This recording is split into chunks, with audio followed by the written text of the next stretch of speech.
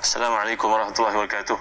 إن الحمد لله نحمده ونستعينه ونستهديه ونستغفره ونتوب إليه ونتوكل عليه ونعوذ بالله من شرور أنفسنا وسيئات أعمالنا. من يهده الله فلا مضل له ومن يضلل فلا هادي له.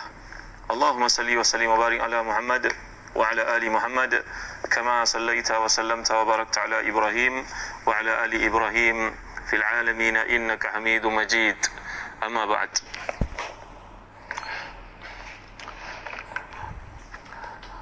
Muslim-muslimat, saudara, tuan-tuan, perempuan yang dirahmati dan dikasihi sekalian, alhamdulillah, bersyukur kita kepada Allah SWT kerana pada malam ni kita dapat menyambung lagi kuliah tafsir kita, dan kita berada pada bahagian kedua tafsir surah An-Naml, iaitu surah Semut yang merupakan surah Makkiyah.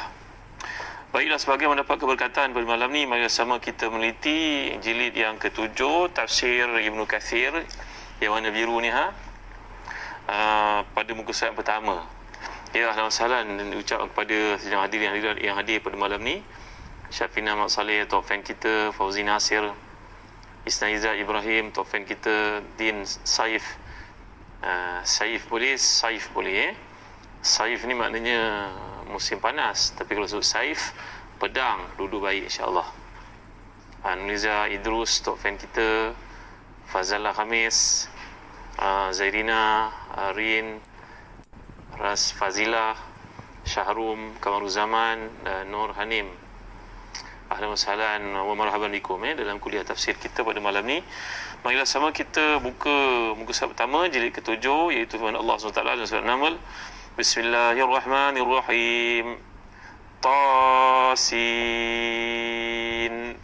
Tilka ayatul Qur'ani wa kitabim mubin. Hudaw wa bushra lil mu'minin. الذين يقيمون الصلاة ويؤتون الزكاة وهم بالآخرة هم يوقنون إن الذين لا يؤمنون بالآخرة زينا لهم أعمالهم فهم يعمهون أولئك الذين لهم سوء العذاب وهم في الآخرة هم الأخسرون وإنك لتلقى القرآن من لدن حكيم عليم صدق الله العظيم. Tasin. Surah ini adalah ayat-ayat Quran dan ayat-ayat kitab yang menjelaskan untuk menjadi petunjuk dan berita gembira kepada orang-orang yang beriman, iaitulah orang mendirikan salat, menunaikan zakat, dan mereka yakin akan adanya negara akhirat. Sungguhnya orang-orang yang tidak beriman kepada hari akhirat, kami jadikan mereka memandang indah perbuatan-perbuatan buruk mereka, maka mereka bergelumang dalam melakukan maksiat. Mereka itulah orang yang mendapat azab yang buruk di dunia, dan bagi mereka di akhirat adalah orang yang paling rugi. Dan sungguhnya engkau telah diberi Al-Quran dari sisi Allah yang maha bijaksana lagi maha mengetahui. Muslim-muslimat yang dimuliakan Allah sekalian, ini permulaan ayat yang Allah sebut sebagai Tasin. Ini merupakan huruf, dipanggil huruf Mabani. Beza daripada huruf Ma'ani. Kalau huruf Ma'ani dia mengandungi makna, seperti kita kata kita kata ish. Tapi kalau sebut Tasin, dia huruf tapi tidak mempunyai makna. Ini bagi menunjukkan kehebatan Al-Quran Al-Karim, yang mana Allah SWT telah pun meletakkan ayat-ayat sebegitu yang menjadikan orang-orang Arab kagum bagaimana penggunaan perkataan huruf-huruf disusun seperti itu yang menimbulkan rasa takjub dalam diri mereka. Jadi inilah yang kau baca, yang terlintas dalam fikiranmu, dan kini yang akan turun kepadamu yang sangat tinggi kedudukannya, iaitu ayat Al-Quran dan ayat kitab yang sangat sempurna menjelaskan segala persoalan kebahagiaan hidup manusia, dan itulah yang sangat jelas sumbernya, iaitu daripada Allah yang berdasarkan kepada mukjizat dan keistimewaan yang dikandung dalamnya. Jadi muslim-muslimat hati dan dikasih sekalian, kita lihat pada muka surat kedua jilid yang ke-7 tafsir Ibnu Katsir ini. Jadi Allah menyatakan ini adalah ayat-ayat, iaitu inilah ayat-ayat Al-Quran yang menjelaskan huda wa busyra lil mu'minin. Dia memberi petunjuk dan berita gembira kepada orang beriman, iaitu petunjuk dan berita gembira yang hanya tercapai dari Quran, iaitu orang yang mengimani, mengikuti, membenarkan, mengamalkan kandungannya, mendirikan salat yang wajib, menunaikan zakat yang fardu, meyakini adanya hari kiamat, hari kebangkitan setelah kematian, balasan atas segala perbuatan baik dan buruk yang telah mereka lakukan. Muslim-muslimat hati dan dikasih sekalian, perkataan yang digunakan oleh Allah di sini kitabin mubin. Kitab mubin. Mubin maknanya menjelaskan. diceritakan bahawa dahulu ada seorang tokoh Islam yang terkemuka, namanya Syekh Imam Muhammad Abduh. Beliau ni adalah pandangan-pandangannya yang baik, ada pandangan-pandangannya yang kontroversial. Kita ni manusia tidak sunyi daripada melakukan kesilapan. Tak ada yang maksum melainkan Rasulullah SAW sahaja.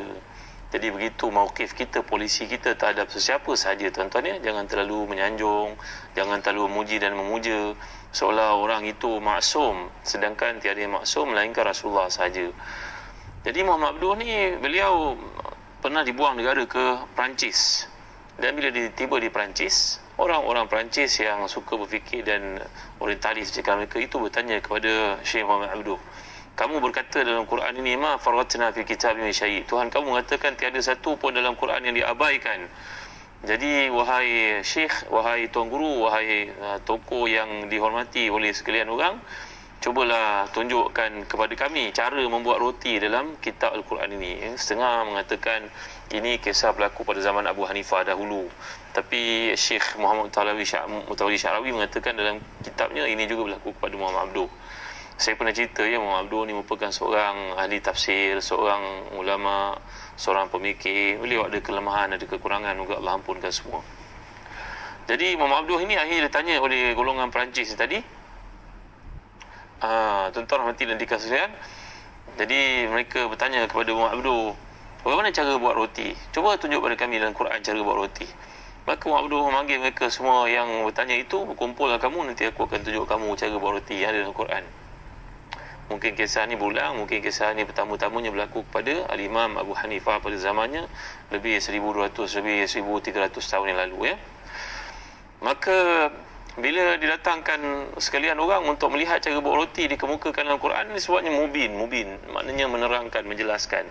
Ma faratna fil kitab min syai'. Tak ada satu pun dalam Quran melainkan telah diberikan penjelasan oleh Allah Taala. Sekarang kami nak tanya kepadamu, mana dalam Quran menceritakan cara membuat roti? Maka Muhammad Abduh berkata, sekarang duduk kamu semua sekeliling. Duduk kena aku. Tiba-tiba Muhammad Abduh pun memanggil seorang pembuat roti yang terkemuka. Macam kita penebar roti canai lah. Mari sini kau. Sekarang orang ni semua tanya kepada aku bagaimana cara buat roti. Aku tahu roti, aku nak tanya kau sekarang buat roti. Maka sekalian orang kafir yang ada di situ berkata, lihat, dia berkata dalam Quran ni mubin, sifatnya menerangkan. Dalam Quran menyatakan semua perkara ada dinyatakan dalam Quran mereka. Tapi sekarang bila kami tanya cara buat roti, tak ada pula tersebut dalam Quran. Quran ini dikatakan menjelaskan. Dia menjelaskan jalan ke akhirat, tuan-tuan. Dia bukan menjelaskan jalan ke dunia. Jalan keduniaan, kehidupan dunia ini semua orang tahu, tak perlu diajar. Anak-anak kita kalau kat rumah ni berlaku blackout pun, kata seorang sahabat ketika berceramah, kata-katanya betul. Anak kita tak pandai masak pun, tiba-tiba bila blackout, tak ada elektrik, dia cari periuk jumpa, tuan-tuan dimuliakan Allah sekalian. Dia cari minyak jumpa, waktu kegelapan boleh jumpa. Kenapa? Ini urusan dunia, jalan dunia ni semua orang tahu. Kita pada zaman sekarang lagi pula tengok Facebook, tengok YouTube, tengok mana-mana nak masak pun tengok kat situ, ambil panduan. Ya, ambillah perkara-perkara yang baik. Jadi jalan dunia ni tak ada keraguan padanya, semua orang tahu. Quran datang untuk menunjukkan kita jalan ke akhirat yang kita tidak nampak. Gitu tuan-tuan yang dimuliakan Allah sekalian. Ya, jadi dalam kaitan yang dikatakan itu, Muhammad Abduh pun akhirnya bila dipelikihkan oleh golongan orientalis ataupun golongan Perancis ini, ataupun pernah berlaku pada zaman Abu Hanifah seperti diceritakan oleh ramai para ulama salaf, maka akhirnya Abu Hanifah ataupun Muhammad Abduh berkata kepada mereka, kerana Quran berkata kepada kami, Quran ni bukan kitab keduniaan, ia kitab syariat, ia kitab hukum hakam, ia kitab jalan menuju ke akhirat. Kalau Quran nak menceritakan segala aspek berkaitan geografi, sains, perubatan, orang beranak pun nak cerita dalam Quran, maka dia jadi tebal lah tuan-tuan. Bila kita nak baca Quran, keluar tebal macam tu. Jadi Quran kitab tashri'. Maka Muhammad Abduh ataupun Abu Hanifah dan kisah lain mengatakan, akhirnya mereka pun merujuk kepada ayat fasalu ahla dzikri in kuntum la ta'lamun dalam surah Al-Anbiya ayat ke-7. Tanyalah kamu kepada orang yang faham sesuatu ilmu apabila kamu tidak tahu. Kerana Islam ni menganjurkan kepada kita untuk bertanya. Quran datang bukan untuk menceritakan aspek keduniaan, itu manusia faham, manusia akan bertemu jalannya. Manusia akan menjadi lebih bijak daripada sebelumnya. Tapi jalan ke akhirat ni tak ada siapa yang nampak, kerana ia perkara ghaibiyat, sam'iyat. Maka itu sebabnya Al-Quran datang dengan panduan yang dibawakan Nabi kita Muhammad sallallahu alaihi wasallam. Kemudian Allah menyatakan huda wa busyra lil mu'minin. Dia merupakan kitab hidayah dan membawa berita gembira kepada orang beriman. Kata Syekh Al-Imam Abu Sa'ud dalam tafsirnya, maksud kepada berita gembira yang Allah kemukakan untuk orang beriman ini, kerana dalam Al-Quran banyak menceritakan perkara-perkara berkaitan dengan nikmat, bercerita tentang akhirat, bercerita tentang kebaikan-kebaikan yang Allah akan berikan, keridhaan Allah, dan juga segala macam kenikmatan, kemewahan yang akan diberikan kepada ahli syurga.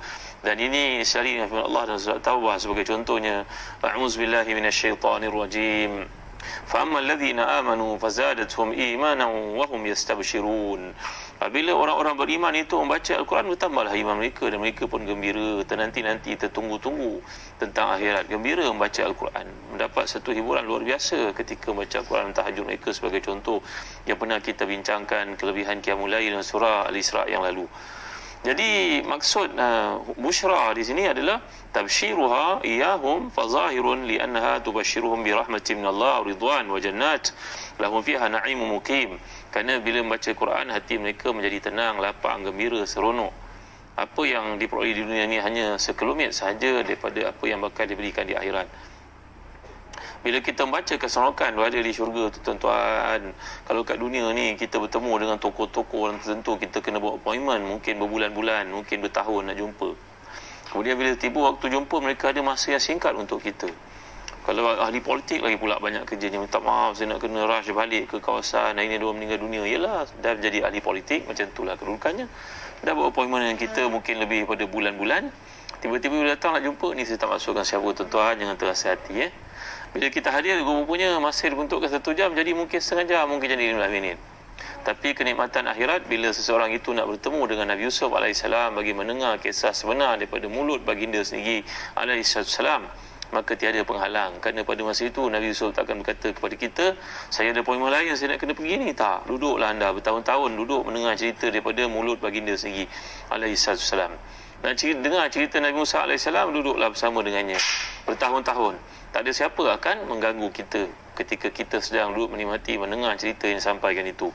Jadi ini maksudnya tafsir tuan-tuan. Bagi orang yang beriman, mendengar ayat-ayat Allah ni, hati mereka tenang, hati mereka gembira, hati mereka seronok, mendengar kepada jaminan, janji yang dikemukakan, dan janji Allah itu pasti berlaku. Jadi hidayah yang dimaksudkan kat sini adalah hidayah ada berbagai-bagai bentuk, kata para ulama tafsir. Contohnya Imam Muhammad Utawli Sya'rawi. Ada hidayah namanya hidayah tu irsyad. Ada hidayah tu namanya hidayah taufiq. Ada hidayah tu, ada hidayah tu dilalah. Hidayah ni ada banyak tuan-tuan rupanya. Kita semua tahu kelebihan Qiyamul Lail, tapi kenapa tak bangun Qiyamul Lail Tahu daripada dulu kelebihan Qiyamul Lail. Tahu supaya jangan mengumpat, tapi cukup suka mengumpat orang. Kenapa Tahu, tapi setakat tahu. Hidayah itu ada, tapi hidayah setakat hidayah tu irsyad. Dia tak sampai kepada hidayah tu taufik. Hidayah tu taufik ni maknanya kita mendapat kekuatan untuk melakukan perkara itu atau untuk meninggalkan satu kemaksiatan itu. Semua orang tahu kelebihan Qiyamul Lail, tapi hanya sedikit sahaja yang dapat hidayah taufik, iaitu kekuatan ataupun hidayatul ma'unah, iaitu kekuatan untuk melakukan kebaikan tersebut. Dulu saya pernah ajar kepada tuan-tuan, saya ijazah kepada tuan-tuan doa yang Nabi ajarkan kepada seorang sahabat yang mulia namanya Jarir bin Abdullah Al-Bajali radhiyallahu anhu. Seorang sahabat Nabi yang handsome, yang segak, yang Sayyidina Umar sifatkan. Macam itulah rupa Nabi Yusuf AS. Sayyidina Jarir bin Abdullah Al-Bajali ini seorang yang sangat mulia, seorang yang sangat terhormat, dikagumi, disayangi, ditaati oleh pengikut-pengikutnya. Dia merupakan pemimpin kabilah, tapi masalahnya beliau ni tak mampu naik atas kuda dan duduk atas kuda kerana ketinggiannya yang ekstrim. Dia lampai, naik kuda nak jatuh. Maka Nabi telah pun menyuruhnya untuk duduk atas kuda. Nabi doakan, Allahumma thabbitni, Allahumma thabbithu waj'alhu hadiyan mahdiya. Kalau kita baca untuk diri kita, Allahumma thabbitni waj'alni hadiyan mahdiyan. Hadis ini riwayat Ahmad dan juga yang lain dengan sanad yang sahih. Ya Allah, tetapkan hamba Allah ini di atas kuda, ataupun dalam riwayat lain maksudnya bukan setakat kuda, tapi tetapkan dia dalam Islam. Jadikan dia ni pembawa hidayah dan tempat turunnya hidayah. Sampailah Jarir meninggal dunia, beliau pegang seorang yang buat teguh pada Islam. Saya pernah cerita pada tuan-tuan nasihatnya ketika beliau beli kuda di Madinah. Tuan-tuan ingat tak? Kalau tak ingat dah, salan wajalan, habis tak ingat dah. Tak apa tuan-tuan, lain kali saya cerita Baik, ini adalah hidayah yang kita minta kepada Allah Subhanahu Wa Taala. Kemudian datang ayat yang ketiga dalam surah Semut ini, surah An-Naml. Allah menyatakan, a'udzubillahi minasyaitonirrajim, alladzina yuqimuna as-salah wa yu'tuna az-zakah wa hum bil akhirati hum yuqinun.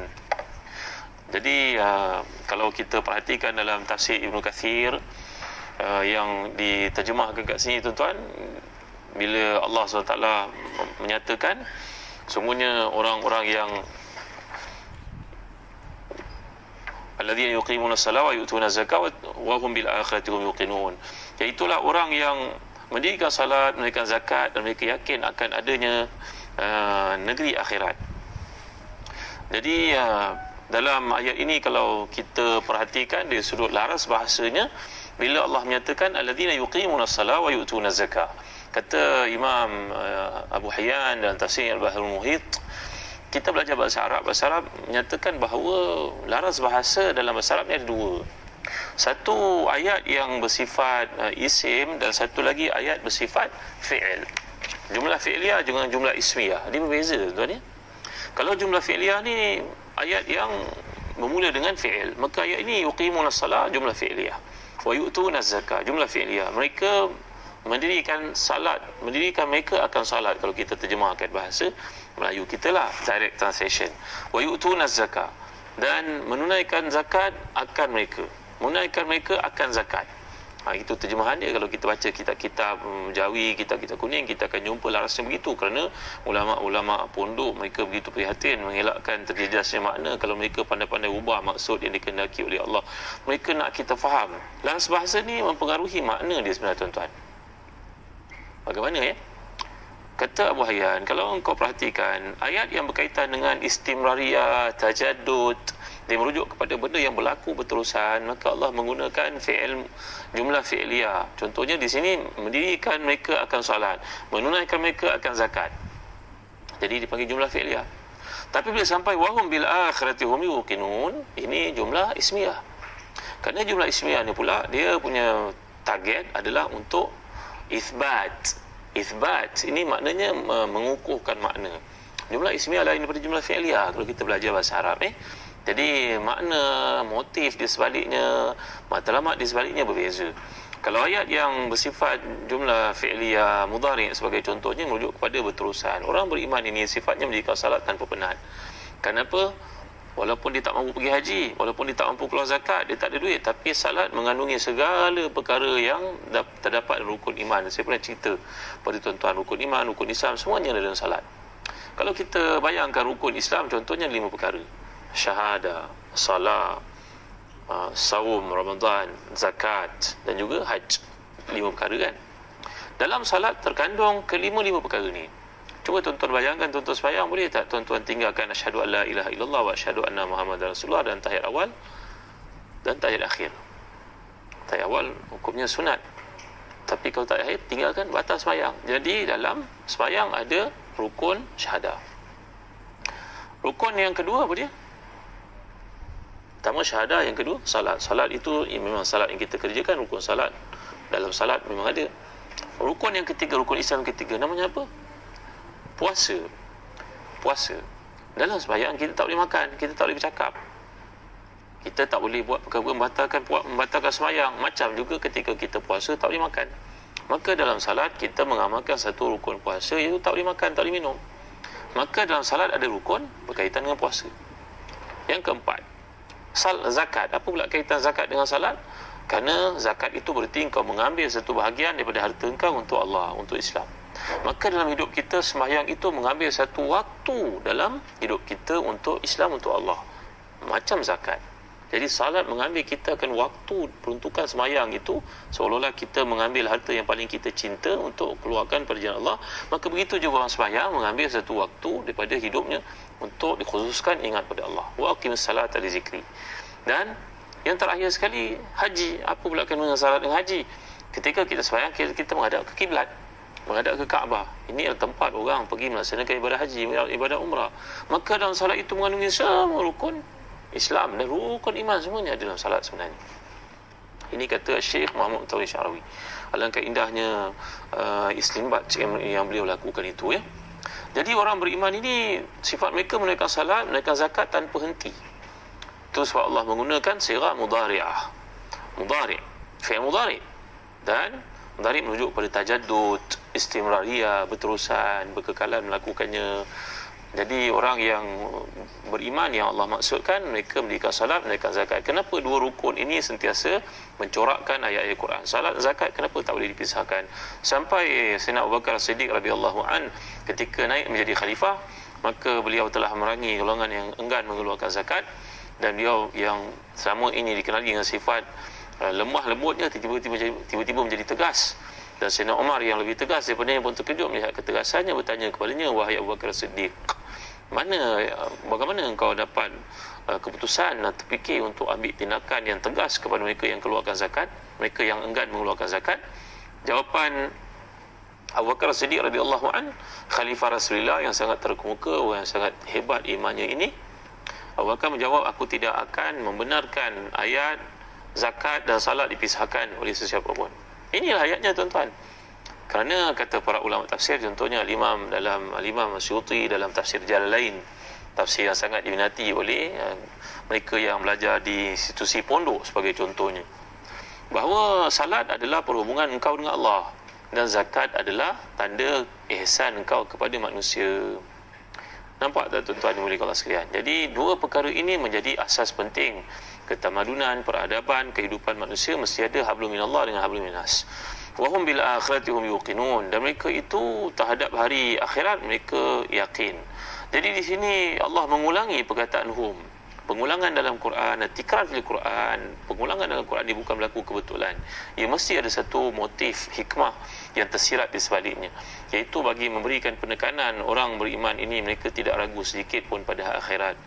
Yakin ini, tuan-tuan, kita belajar melihat dalam ayat-ayat Allah SWT. Allah menyatakan ada 3 yakin, iaitu yang pertama sekali ilmu yaqin, yang kedua ainul yaqin, yang ketiga haqqul yaqin. Ilmu yaqin maknanya ilmu yang berasaskan kepada keyakinan. Ainul yaqin, keyakinan berasaskan kepada pandangan. Haqqul yaqin, keyakinan berasaskan kepada keimanan dan juga kejituan, prinsip, kefahaman yang tidak ada berbelah bagi langsung. Contoh beginilah, tuan-tuan, kalangan tuan-tuan belum pergi ke Mekah, ada. Maka yang belum pun pernah sampai ke Mekah ni diceritakan kepadanya, Fulan, kau tahu tak aku pergi Mekah, Fulan, kalau kau naik ke atas Masjidil Haram itu di tingkat ketiga, kau lihat orang tawaf cantik je, Fulan, pusingannya cantik je, kalau ambil gambar pun cantik je. Tapi ya Allah, ketika kau tawaf, kau tahulah macam mana ujiannya. Ada orang yang tak sabar. Kalau kita tawaf dengan golongan Indonesia, mereka tawaf ramai-ramai, baca kuat-kuat, bingit telinga. Kalau kamu tawaf pula dengan orang Turki, mereka tak mau pisah langsung, kadang-kadang kelang kabut, Fulan. Tapi seronoklah, Fulan. Orang cerita pada kita, kita belum sampai di Mekah, kita pun terbayang dalam fikiran, macam mana macam mana tak boleh bayang. Tiba-tiba satu hari kita pun berpeluang untuk tengok dalam televisyen, tengok mungkin dalam video, nampak orang tawaf. Baru nampak, itu tahu, itu dijelaskan, namanya ilmu yaqin. Sekarang dah sampai ke peringkat ilmu yaqin, lihat, betul lah, ada orang tawaf, nampak ada macam-macam keadaan lah. Lalu Allah menjemput kita datang untuk menaikkan umrah ataupun haji. Tuan-tuan, nanti tuan-tuan ada peluang, marilah pergi bersama Zazan Travel. Promosi sikit lah, tuan-tuan ada peluang, marilah pergi bersama Zazan Travel yang menaja kuliah kita pada malam ni. InsyaAllah perjalanan kita bukan setakat perjalanan biasa, bukan setakat umrah penuh tarbiyah, insyaAllah. Bukan setakat perjalanan hiburan dan percutian, tapi perjalanan penuh dengan gagasan keimanan, insyaAllah, pengisian, tafsiran dan sebagainya, insyaAllah. Jadi tuan-tuan dimuliakan sekalian, bila kita sampai kat sana, barulah kita dapat merasai apa yang diceritakan oleh orang terlebih dahulu. Jadi ada 3 yakin sekarang. Ilmu yaqin, setakat ilmu yang disampaikan. Ainul yaqin, melihat. Haqqul yaqin, engkau merasai sendiri. Maka tuan-tuan yang dimuliakan Allah sekalian, inilah yang Allah maksudkan. Mereka yakin ni ada berbagai-bagai tahap, menjadi tanggungjawab kita untuk mengukuhkan iman kita dari masa ke semasa, supaya kita menjadi orang yang dimaksudkan oleh Allah kat sini. Saya teringat satu contoh dikemukakan oleh Imam Ibn Jauzi dalam kitab beliau yang bertajuk Sayyidul Khatir, satu kitab yang menarik tuan ni, menggambarkan bagaimana pengaruh dalam diri kita ni. Kalau kita bayangkan ada hati, kemudian ada akal, kata beliau dalam bandingan bagaimana fungsi setiap diri anggota dalam badan kita ini. Kata beliau, hubungan semua ini dengan syaitan, ketahuilah hati itu bagaikan benteng. Boleh bayangkan tak? Hati macam benteng. Benteng, kota. Dan pagar-pagar, ada pagar yang mengelilingi benteng itu, dan setiap pagar ada pintu dan bahagian-bahagian pagar yang berlubang. Macam mana kuat sekalipun tempat yang dibina itu, dia mesti ada weakness spot dia, ada tempat-tempat kelemahan dia. Jadi penghuni yang duduk dalam kota yang dibentengkan oleh akal ni tadi, akal dianggap sebagai hati dianggap sebagai benteng, sebagai dinding, dan dalam bahagian kota ini ada penghuninya, ada rakyat jelatanya. Boleh bayang tuan-tuan, cuba bayangkan Jadi penghuni benteng ini adalah akal. Tadi yang jadi benteng itu pagarnya adalah hati. Rakyat dalam kota tersebut adalah akal. Faham tuan-tuan Baik. Di samping benteng atau pagar itu, dalam kota itu juga ada tempat bersemayamnya nafsu syahwat. Dia ibarat ketua yang ada pengaruhnya tersendiri. Tuan-tuan nampak ada 3 komponen sekarang. Yang luar sekali benteng itu merupakan hati. Yang duduk dalam itu, yang rakyat jelata duduk dalam kota tersebut adalah akal. Tapi ada di kalangan pemimpin yang duduk dalam kota itu adalah nafsu. Maknanya nafsu ini kadang-kadang dia mempengaruhi rakyat. Tuan-tuan ni boleh kabar sekalian. Jadi syaitan yang ada kat luar yang nak attack rakyat ini, yang merupakan yang nak menguasai akal yang ada dalam kota ini, iaitu rakyat jelata ini. Syaitan yang ada kat luar ni menanti-nanti daripada lubang pintu yang ada rongga ataupun rosak itu untuk masuk dan menyerang rakyat yang ada dalam kota ni tadi. Kota ni memang ada benteng, ada dindingnya, tapi dinding itu yang merupakan hati kadang-kadang ada berlubang, ada sifat mazmumah yang berlaku padanya. Rakyat yang duduk dalam tu yang terdedah kepada bahaya apabila benteng tersebut roboh ataupun lubang itu dimasuki musuh yang merupakan syaitan dekat luar nak masuk ke dalam itu, maka rakyat itu merupakan akal fikiran kita. Akal kita boleh tawan oleh syaitan. Dan dalam kalangan yang duduk dalam kota itu yang merupakan rakyat jelata, ada juga pemimpin seperti nafsu syahwat yang juga ada pengaruhnya. Kita boleh bayangkan tuan-tuan kadang mana-mana struktur negara pun ada pemimpin yang cara berfikirnya tak lurus. Entah macam mana dia pimpin, kita pun tak tahulah. Saya tak masukkan sesiapa tuan-tuan Tapi tamsilan dikemukakan oleh Imam Ibn Jauzi ini sangat menarik. Jadi bagaimana kita dapat perhatikan syaitan yang menunggu-nunggu kesempatan lengahnya penjaga ataupun benteng ni tadi, yang merupakan hati yang menjaga rakyat ni tadi, hati yang menjaga akal dalam benteng ni tadi. Hati, saya dah gambar kepada tuan-tuan, hati itulah dinding kan. Rakyat adalah akal. Dalam kalangan akal tu ada pemimpin-pemimpin yang sengit dan rosak dan menyimpang, itu nafsu syahwat namanya. Jadi syaitan yang ada kat luar ni menanti-nanti, di samping melihat ada tempat-tempat yang rosak, pagar yang rosak, yang rongga, yang berlubang, itu menanti waktu untuk masuk, andai jaga ataupun pengawal di situ alpa, lalai. Jadi penjaga ni mesti benar-benar mengawasi pagar tersebut, tidak membenarkan musuh untuk lolos ke dalam. Tapi kadang-kadang tuan-tuan, dalam apa yang kita lakukan, yang kita lihat dalam struktur kepimpinan yang diberikan tamsilan ini, syahwat yang merupakan pemimpin yang ada di kalangan dalam kota tersebut, pemimpin walaupun pemimpin bawahan, tapi dia juga berpengaruh untuk mempengaruhi pemimpin atasan. Iman ni tadi, dia berpengaruh juga. Kerana manusia boleh tewas dengan syahwat, tewas dengan perempuan, tewas dengan harta, tewas dengan pangkat. Kadang imannya tidak berfungsi kerana bila berdepan dengan permintaan-permintaan dan desakan-desakan syahwat ni tadi. Allah, cantiknya tamsilan ini. Dan bukan setakat itu saja. Akhirnya syahwat yang merupakan pemimpin bawahan tapi ada pengaruh yang tertentu yang dalam kota ini, akhirnya menyebarkan fitnah untuk menyebabkan rakyat, iaitu akal yang duduk dalam kota ini, kadang-kadang terikut dengan fitnahnya, terpengaruh dengan fitnah itu. Lalu akhirnya bila fitnah itu berlaku, ia ibarat asap Bila asap ni terlalu banyak, umpama dia buat pembakaran terbuka sehingga menyebabkan jaga ataupun pengawal yang duduk berkawal di keliling itu menjadi cemas. Mereka ingat ada kebakaran, mereka pun sibuk mencari air untuk memadamkan kebakaran. Maka pada saat itulah musuh datang dari luar, iaitu syaitan. Syaitan dan juga syahwat bekerjasama, tuan-tuan dimulai Allah sekalian. Jadi kalau kita perhatikan, benteng itu mungkin menjadi lemah dengan sebab asap yang banyak, tapi ia dapat diatasi apabila seseorang itu mengamalkan zikrullah yang berkekalan. Kerana zikir itu ibarat cahaya. Bila asap datang, cahaya datang, maka asap itu akan dapat dielakkan ataupun tidak dapat mengelabui mata rakyat jelata. Jadi dengan sebab zikir yang diamalkan, Quran yang dibaca, sembahyang yang dilakukan, akhirnya menyebabkan kawalan kota tersebut, walaupun ada rongaknya, ada lubangnya, ada rosaknya, ia tidak dapat ditembusi oleh musuh yang ada di luar, nanti-nanti saat untuk masuk keluar.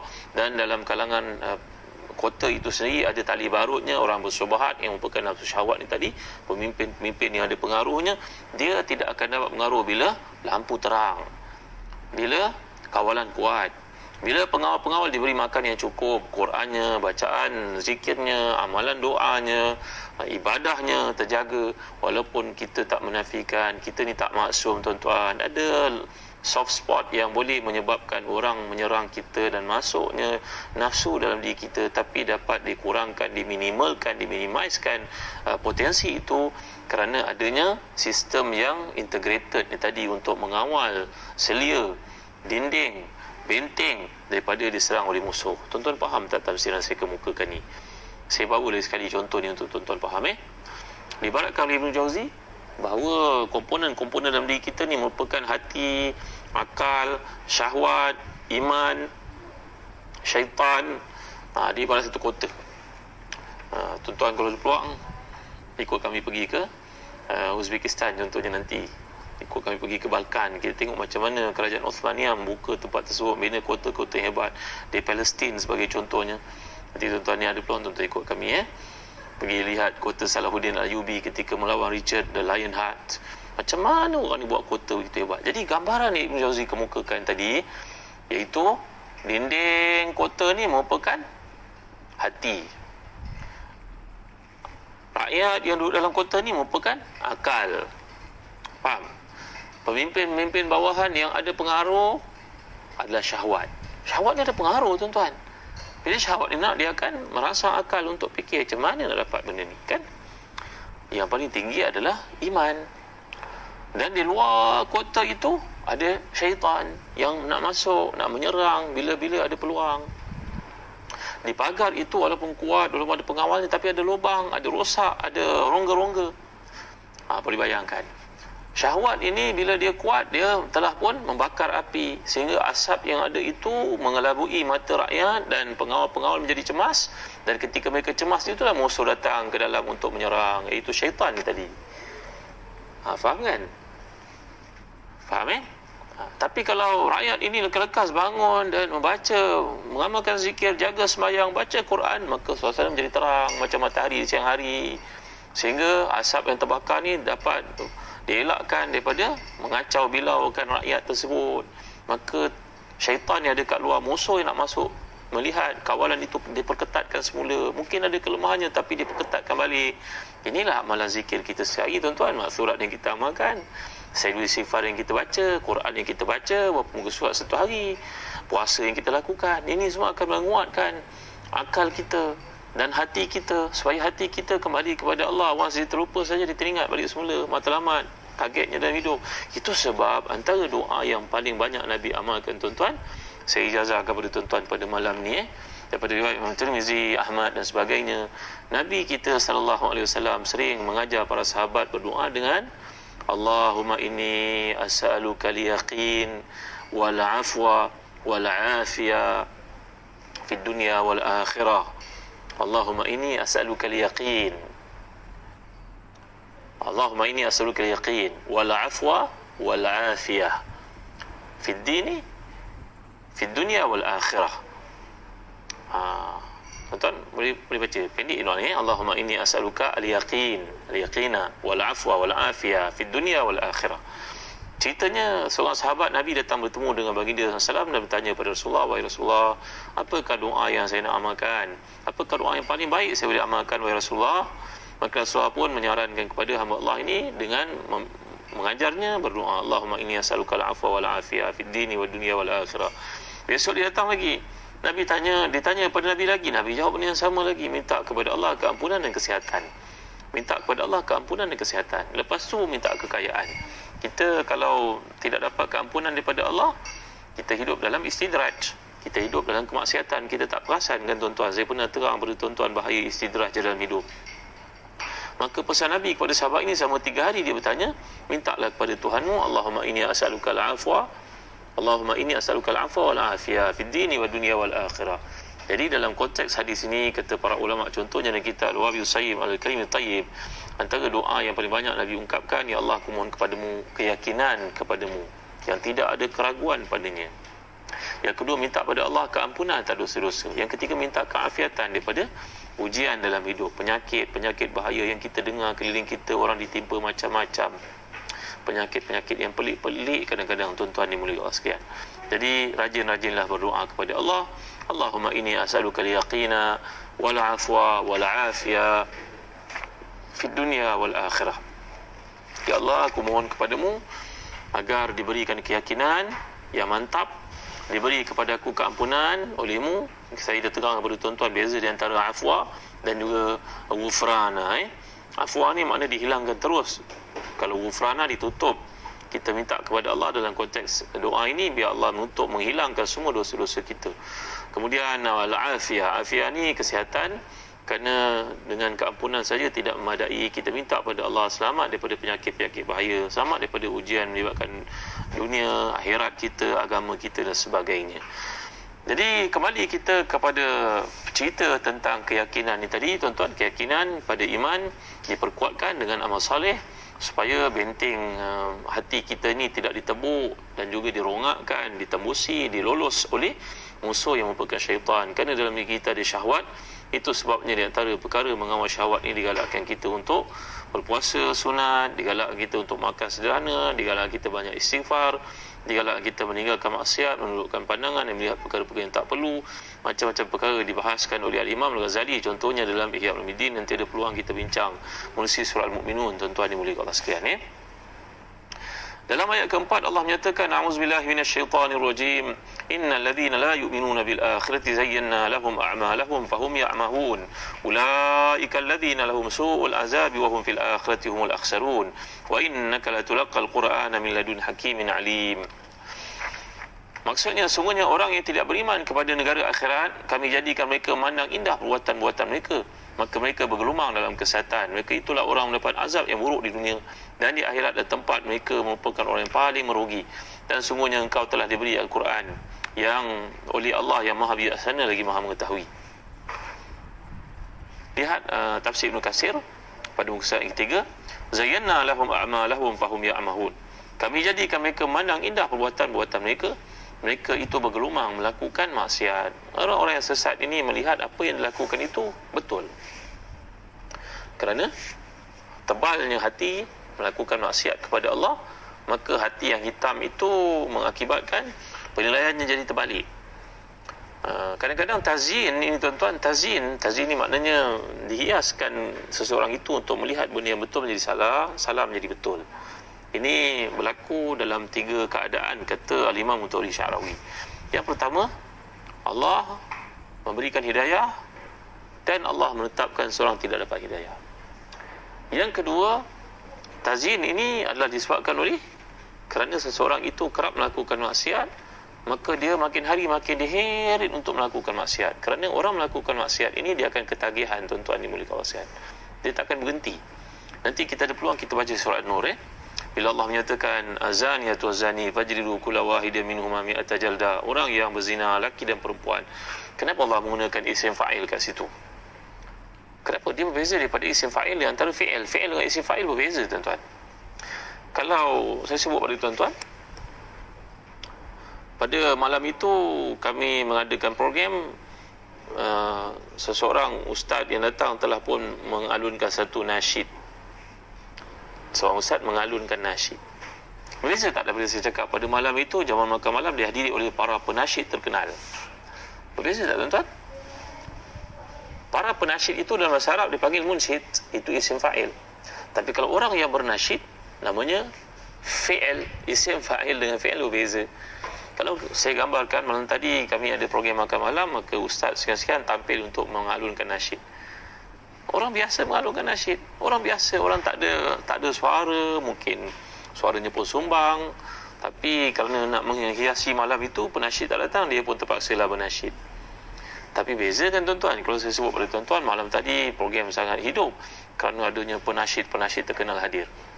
Kerana profesionnya memang kerjanya menasyid. Maka beza di antara isim fa'il dengan fi'il, beza. Maka tuan-tuan dimuliakan Allah sekalian, yang saya nak masukkan kat sini, bila kita lihat sesuatu kebaikan, satu perkara yang dilakukan itu, bila seseorang itu konsisten melakukannya, maka dia akan dipanggil dengan nama pelaku perbuatan tersebut.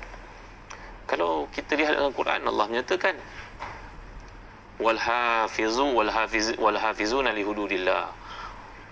Allah menyatakan sebagai contoh wasabirin wal mustaghfirin bil ashar. Allah menyatakan isim fa'il bagi merujuk kepada orang yang consistently melakukan kebaikan sehingga dia layak menyandang sesuatu amal salih itu, dipanggil dia dengan orang yang qiyamul lail, orang yang rajin istighfar, orang yang rajin bersedekah. Jadi berbeza daripada perkataan mereka yang bersedekah. Mereka yang bersedekah tu mungkin sekali-sekala, tapi kalau pelaku sedekah itu makna perbuatan itu tersebati dengan diri. Maka orang-orang kafir dan orang yang lalai ini, oleh kerana terbiasa melakukan perkara-perkara maksiat, maka dia sudah pun sebati dalam dirinya sehingga dimerasakan itulah yang betul. Allahu Akbar, la ilaha illallah, Masya Allah, tabaraka wa ta'ala. Itu sebabnya tuan-tuan rahmati dan dikasih sekalian, ya, dalam doa kunut yang kita bacakan, Allahumma hadini fiman hadait, wa afini fiman afait, wa tawallani fiman tawallait, wa barik li fima a'tait, wa qini syarra ma qadait. Apa permulaannya tuan-tuan? Allahumma hadini fiman hadait. Ya Allah, berilah aku hidayah di kalangan mereka yang mendapat hidayah. Kita tak mau keluar daripada kelompok orang dapat hidayah yang Allah berikan, dan muliakan mereka tuan-tuan dimuliakan Allah sekalian. Ya, jadi dalam ayat ini golongan yang sesat ini, dia melakukan keburukan, kemaksiatan, dia rasa seronok dengan kemaksiatan dilakukan dia kerana hatinya sudah pekat, hatinya sudah pun gelap, hatinya sudah pun sebati, hatinya sudah mendarah daging melakukan kemaksiatan itu, sehingga dia tidak dapat bezakan lagi perkara yang hak dan perkara yang batil.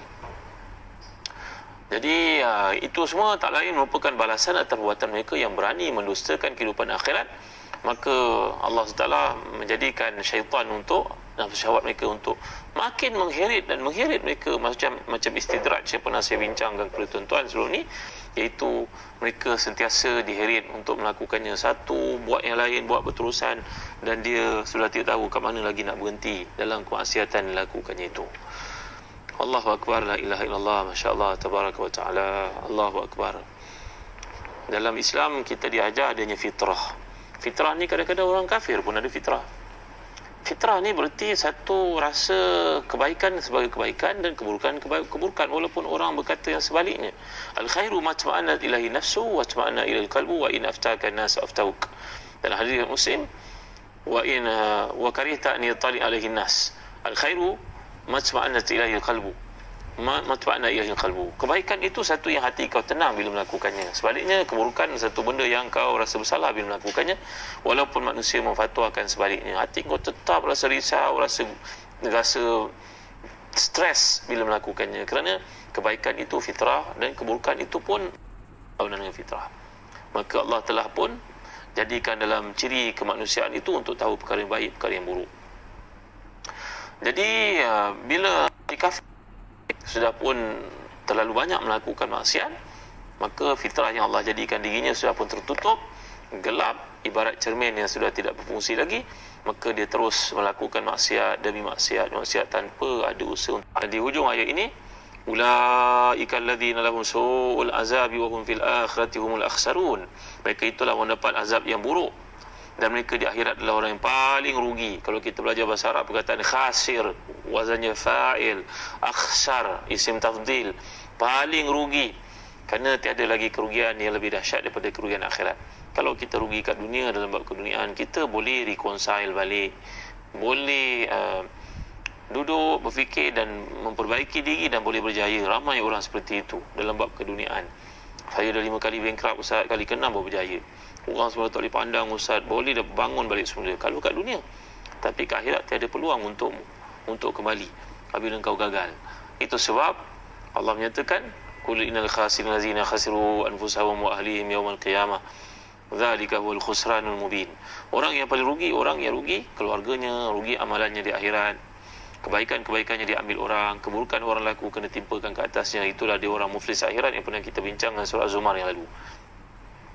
Baik tuan-tuan, kata Imam Az-Zamakhsyari dalam tafsir ayat yang ke-6 di sini, wa innaka latulaqal Quran min ladun hakimin alim. Sungguhnya engkau mendapat Al-Quran daripada sisi Tuhan yang Maha mengetahui segala-galanya. Kalau kita mempelajari bahasa Arab, tuan-tuan rahmati dan dikasihi sekalian, dalam ayat yang digunakan oleh Allah kat sini, wa innaka latulaqqa, engkau ini menerima. Jadi perkataan tulaqqa ni diambil perkataan laqa, iaitu menjadikan satu bertemu dengan satu yang lain. Kata ni digunakan bagi bentuk pasif, tidak disebut siapa yang mempertemukan, namun menjelaskan siapa yang dipertemukan, iaitu engkau wahai Muhammad dengan Al-Quran. Yang mempertemukan engkau adalah Jibril ataupun Allah SWT sendiri dengan memerintahkan Jibril. Jadi penggunaan kata ini memberi kesan kepada Nabi kita Muhammad SAW sama sekali tidak berperanan dalam turunnya Al-Quran. Beliau baginda hanya dipertemukan oleh Allah dengan Al-Quran, manusia Jibril. Dan memang manusia tidak boleh berusaha untuk mendapat wahyu, kerana itu pilihan daripada Allah SWT. Jadi bila Allah menggunakan perkataan ladun, dia sama dengan perkataan indah. Bahasa Arab indah pada mulanya. Tapi kata Imam Az-Zamakhsyari, ini merupakan satu pembukaan, satu introduction, satu berita gembira kepada Nabi kita dan kepada kita yang baca Quran, kerana lepas ni ada banyak lagi pengkisahan yang Allah nak bawa kepada kita. Semuanya menyokong kepada perkara-perkara akidah yang dikemukakan di sini, supaya dalam kehidupan kita membaca kisah-kisah semikian mengukuhkan iman, menyuburkannya. Sekian tuan-tuan, insya-Allah malam esok saya akan huraikan lebih lanjut tentang kisah seorang sahabat Nabi yang menceritakan tentang isu keimanan, di mana beliau telah pun diberi kasyaf oleh Allah Taala untuk melihat apa yang berlaku di akhirat, orang masuk syurga, orang masuk neraka. Sehingga Nabi telah memujinya di hujung dan berkata, "Falzam, kekallah engkau dengan kebaikan tersebut." Siapakah sahabat itu tuan-tuan? Malam esok saya akan huraikan, mudah-mudahan memberi kepada kita kekuatan untuk memahami ayat Allah ini, bagaimanakah mereka yang sebelum kita memahaminya. Orang sebelum kita belajar tentang Islam, kemudian turun Quran mengukuhkan di mereka terhadap apa yang mereka telah amalkan. Kita pada ini belajar Quran dulu, kemudian barulah mengamalkannya. Beza kan tuan-tuan? InsyaAllah malam esok saya akan ceritakan tentang sahabat yang mulia ni. Wallahu alam. Sallallahu ala sayyidina Muhammad wa ala alihi wa sahbihi wa baraka wasallam. Alhamdulillahirabbil alamin. Saya harap Ustaz Syafie Murak telah masukkan doa tadi. Doa yang kita minta kepada Allahumma inni as'aluka al-yaqina wal afwa wal afiyah fid dunya wal akhirah. Ya Allah, aku mohon kepadamu keimanan, aku mohon kepadamu keyakinan, aku mohon kepadamu keampunan, dan aku mohon kepadamu kesihatan di dunia dan di akhirat. Jadi tuan-tuan dan puan, mudah-mudahan Allah memberkati kita. Terima kasih kepada yang tonton kat sini. Harap jangan lupa untuk share video ni kepada seramai orang kita kenal. Dan jangan lupa cikgu-cikgu, ibu bapa yang dimiliki Allah sekalian, bahawa Telaga Biru ada menerbitkan buku-buku untuk kegunaan anak-anak kita di rumah ataupun di sekolah. Berbagai-bagai tajuk daripada darjah 1 sampai darjah 6, tingkatan 1 sampai tingkatan 5. Jadi mudah-mudahan bagi tuan-tuan yang berkesempatan, bolehlah menghubungi pegawai-pegawai yang ada nama kat sini dari Telaga Biru, seperti Puan Intan, Encik Ridwan Zaino, Farid Mizan, Faizal, Safwan. Mereka ni merupakan pegawai-pegawai Telaga Biru yang bertanggungjawab untuk membantu tuan-tuan. Anda tuan-tuan perlukan buku-buku ini, dan anda ada cikgu-cikgu yang terlibat yang nak menulis zaman Telaga Biru, amat dialu-alukan. Terima kasih atas usaha tuan-tuan. Mudah-mudahan jadi jariah kita bersama. Jadi kami turut memberikan buku-buku UPKK, UPSR, PSRA, SPM, PG3. Walaupun tahun ni tak ada peperiksaan, tapi jangan biarkan anak-anak kita membazirkan masa. Mudah-mudahan belajar itu menambah iman, belajar mendekatkan diri kepada Tuhan, insya-Allah. Dan jangan lupa tuan-tuan, kami juga giat menerbitkan bahan-bahan jawi untuk memudahkan anak-anak kita membaca jawi dengan baik, dengan cemerlang, dan dengan jawi jendela kepada Al-Quran. Dan membaiki tulisan Jawi adalah pemuka rezeki, kata Imam Ali karamallahu wajhah. Ya.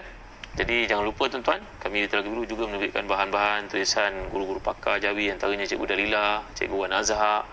Mereka nak membantu anak-anak kita membaiki tulisan. Orang tua pun boleh belajar tulisan Jawi, perlu belajar tulisan Jawi kerana ia syiar Islam, tuan-tuan. Kami di Telaga Biru giat menerbitkan bahan-bahan bantu mengajar untuk tulisan Jawi. Dan di samping itu, bagi tuan-tuan yang minat untuk melakukan ibadah korban akikah, kami terlibat membantu tuan-tuan untuk melakukannya di Damsyik, di Mekah dan juga di Sudan.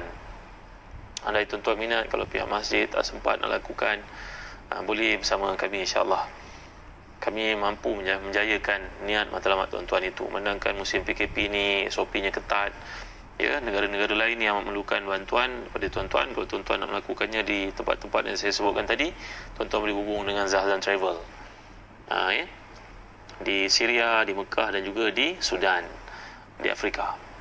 Terima kasih tuan-tuan, setakat ini saja dulu. Sama-sama kita menangguh kuliah dengan doa. Alhamdulillah rabbil alamin, wassalatu wassalamu ala asyrafil anbiya'i wal mursalin sayyidina Muhammadin wa ala alihi wa sahbihi ajma'in.